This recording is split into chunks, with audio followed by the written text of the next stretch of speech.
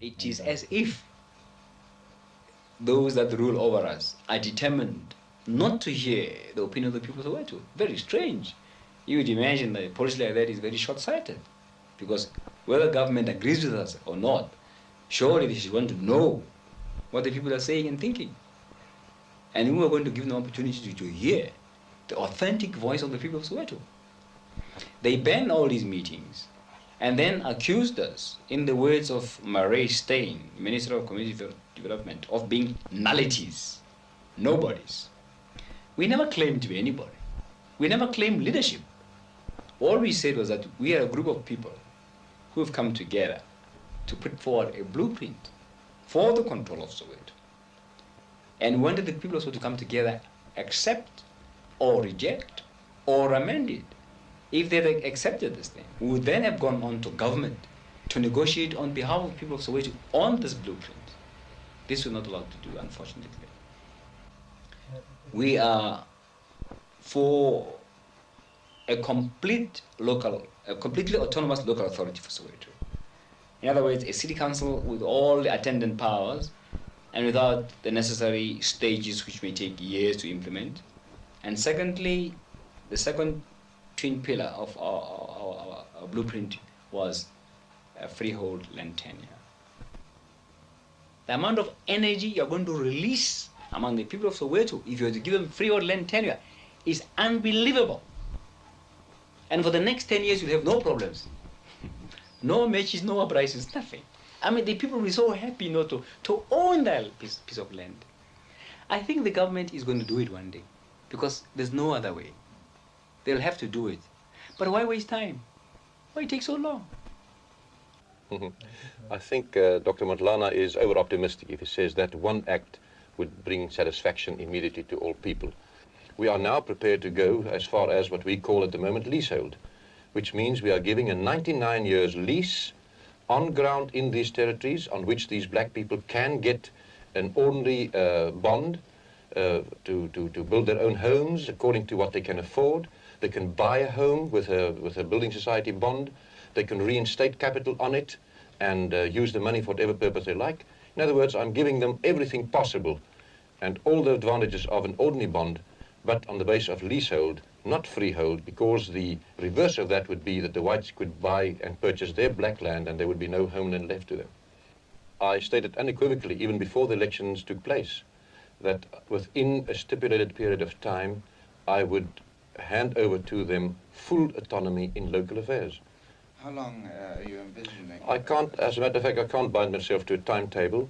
I want to say it will be as soon as possible. 1 year, 3 years? No, I can't bind myself to a timetable. It depends on a few things. You must remember it's a city of 1 million people which must be run.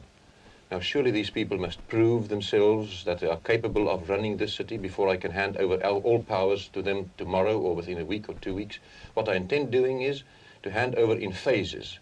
The first phase will immediately give them the final say about a budget of about, I don't know how many millions. Then a second and a third and the fourth and final stage would be the levying of taxes, providing of all services, maintaining maintenance of the roads and of everything, which means a full local government, a complete autonomy. We believe that blacks must have a voice in the only body that determines the destiny of all the people of South Africa, which is Parliament in Cape Town. We believe that only through a national convention representing all the people of South Africa can we work out a formula acceptable to all. We of Inkatha do not accept the consolidation of KwaZulu on the basis of the 1936 Native Land and Trust Act. We will, however, not refuse whatever bits of land are given to our people, since our people are like birds of passage, because most of the land was taken away from us.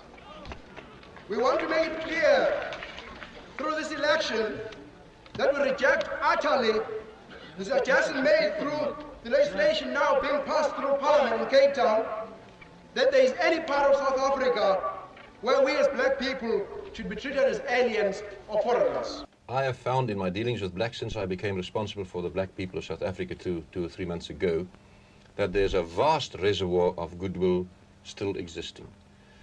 I've been very well received. I've made very, very good friendships with black people in these 2 or 3 months. I'm on a personal basis of friendship and discussion and dialogue with, well, all black leaders that I've been in touch with, from the left to the right, all categories. And I find that, that basically these people are not only reliable but trustworthy. I think there's a big reservoir of goodwill which can be used to improve relations between black and white in our subcontinent, and I don't think it's gone so far that it could not, that the differences could not be bridged.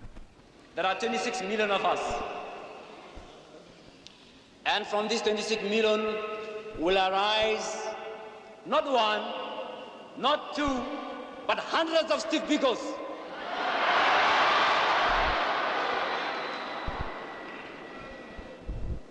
Somebody says